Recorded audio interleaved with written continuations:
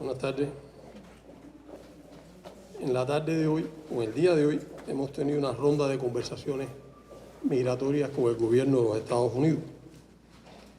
Son ciclos frecuentes que tenemos para evaluar la marcha del cumplimiento de los acuerdos migratorios que existen entre los dos países y que responden al compromiso mutuo de tratar de garantizar que la migración entre Cuba y los Estados Unidos sea ordenada, segura y regular. Nosotros podemos calificar de constructivo el diálogo que tuvo lugar hoy, fue franco, fue constructivo, y nosotros le prestamos mucha importancia a este tipo de intercambio y a la cooperación que debe resultar de estos intercambios.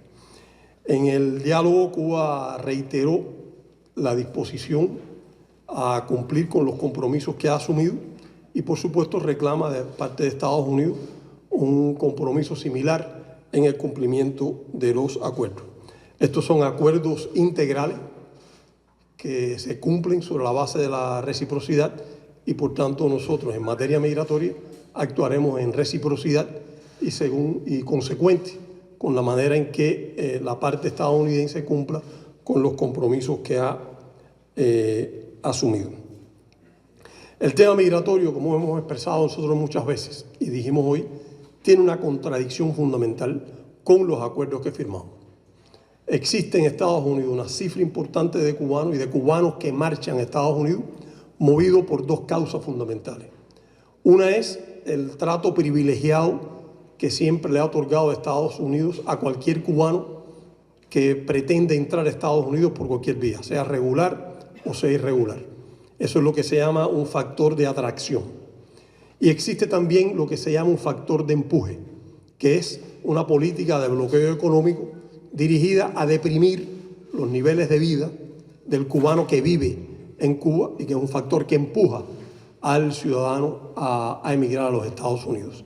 Esta combinación del trato privilegiado a quien entra en Estados Unidos y el bloqueo económico de conjunto plantea una contradicción fundamental a los propósitos de estos acuerdos y al compromiso mutuo de garantizar una migración que sea regular, ordenada y segura. En la ronda también, entre los temas que tratamos, Cuba insistió en algo que ha venido planteando durante varios años, en la necesidad de que se reanude plenamente la prestación de servicios en la embajada, en el consulado que está en La Habana, para quienes solicitan visas de no inmigrantes, o sea, visas de visitante a los Estados Unidos, que si bien se reanudó parcialmente en el mes de agosto para determinadas categorías, aún no es pleno como era en el pasado, y nosotros hemos argumentado que esto es un factor que estimula que muchas personas quieran emigrar para obtener la residencia y poder viajar entre los dos países, algo que no sería necesario si existieran visas múltiples y si se procesara desde La Habana a los migrantes que van de visita, como era en el pasado. Planteamos preocupación por la cantidad de cubanos que existen en Estados Unidos en un limbo legal, que se les admitió entrar en el país, pero no se les ha dado un estatus legal concreto y para nosotros eso es un tema importante. También en la reunión se habló del tráfico de personas, del crecimiento de operaciones de tráfico de personas a partir de medios que proceden de Estados Unidos, individuos u organizaciones que operan desde el sur de los Estados Unidos y participan en el tráfico de personas. Son operaciones que van en contra de la ley. Señalamos el tratamiento agresivo que desde hace unos meses viene ocurriendo en aeropuertos de Estados Unidos contra cubanos que residen en Cuba, cubanos que residen en Estados Unidos y a veces a cubanos que residen en terceros países cuando viajan hacia los Estados Unidos. Y por supuesto expresamos nuestra disposición a consolidar la cooperación bilateral en materia migratoria y ampliarla incluso.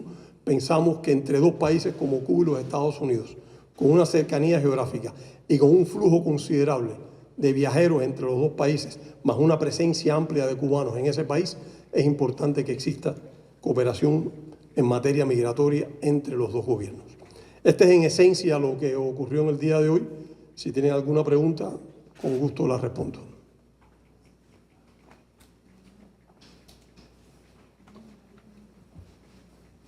Sí, acá, buenas tardes, viceministro. Juan Carlos Espinosa, de la agencia EFE. Preguntarle, hablaba sobre los cubanos que se encuentran en un limbo legal.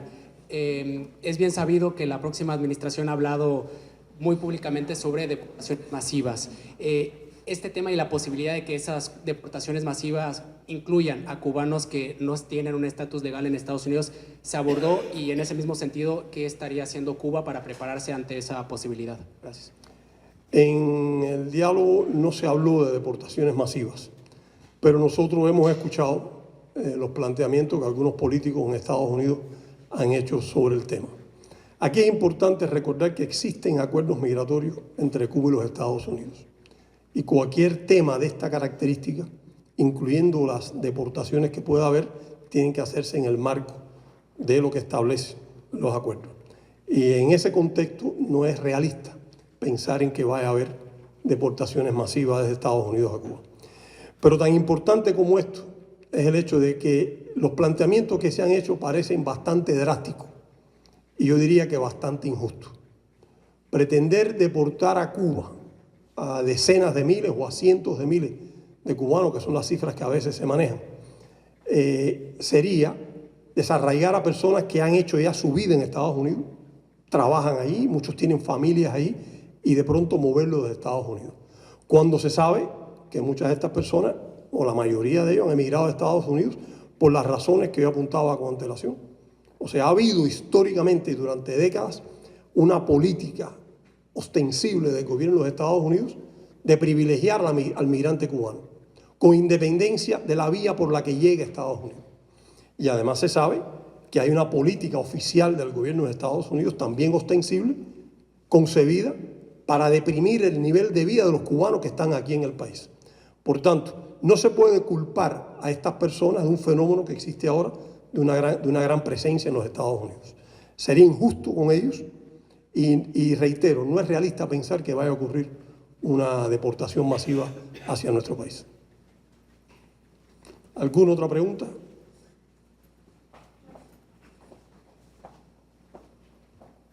Sí, buenas tardes. Leticia Pineda, de France Press. Bueno, sé que no es el tema específico, pero es difícil pensar que estos funcionarios llegan en un momento de una emergencia energética y que no se haya de alguna manera compartido con ellos las dificultades que enfrenta Cuba en este sentido, como han dicho muchas veces, como consecuencia del bloqueo. No sé si hubo algún intercambio, comentarios, dificultades también en la comunicación, en toda la logística de la reunión. Ellos están conscientes de que ha habido una emergencia energética. Ellos conocen bien las causas que existen. No puedo decir que ha sido parte de la conversación oficial, pero por supuesto fue algo que comentamos. Pero a nosotros no nos cabe duda de que el gobierno de los Estados Unidos tiene plena conciencia sobre el efecto que produce el bloqueo económico sobre nuestro país. Y los daños que producen, las insatisfacciones que producen, las molestias y las dificultades que le crean al pueblo cubano. Ese es el diseño de la política de Estados Unidos hacia nuestro país. Sí.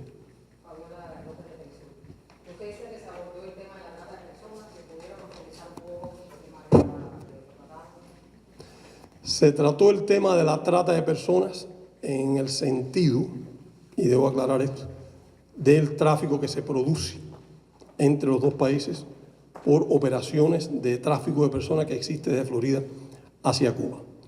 Pero se sabe que el gobierno de los Estados Unidos utiliza el tema de la trata de personas para atacar la cooperación médica internacional legítima que practica Cuba en más de 70 países y que ha practicado durante décadas y por la cual nuestro país ha recibido el reconocimiento y el elogio de muchos gobiernos, de muchas organizaciones, de varios secretarios generales de Naciones Unidas e incluso de algunos gobernantes en Estados Unidos. Y aquí es importante comprender lo siguiente. Los políticos anticubanos en los Estados Unidos han creado la ficción de que la cooperación médica y solidaria que presta Cuba consiste en trata de personas. Todo el que conoce bien lo que consiste en la trata de personas conforme la califican los organismos de las Naciones Unidas, entraña que las personas, para que sea trata de personas, tienen que ir engañados o viajar engañados en una operación de este tipo. Los médicos cubanos saben exactamente a dónde van, cuál es la misión que tienen, cuál es el deber que van a cumplir. En segundo lugar, se plantea que lo hacen de manera obligada. O sea, es una obligación lo que van a cumplir, que es lo que, como si fuera una esclavitud, que es lo que hace la trata de personas.